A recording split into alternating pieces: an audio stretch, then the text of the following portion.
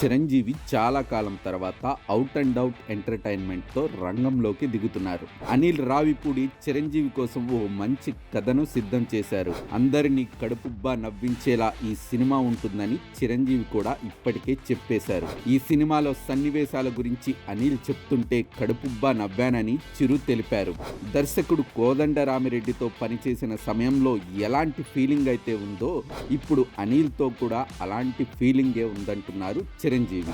సాహు గారపాటి చిరంజీవి కూతురు సుస్మిత ఈ సినిమాను నిర్మిస్తున్నట్లు చిరు ఇప్పటికే ప్రకటించేశారు. అనిల్ రావిపూడి ఇప్పటికే సంక్రాంతికి వస్తున్నాం సినిమాతో అందరినీ నవ్వించి పండగ సంతోషాలని అందించారు. అయితే బాలకృష్ణతో సీరియస్ ఫిలిం చేసిన అనిల్ రావిపూడి చిరంజీవితో మాత్రం అందరినీ నవ్వించే సినిమా చేయనున్నారు. చిరంజీవిలోని కామెడీ టైమింగ్ ని ఈ సినిమాలో వినియోగించుకొని మరో భారీ హిట్ కొట్టేందుకు అనిల్ రావిపూడి సిద్ధమవుతున్నారు.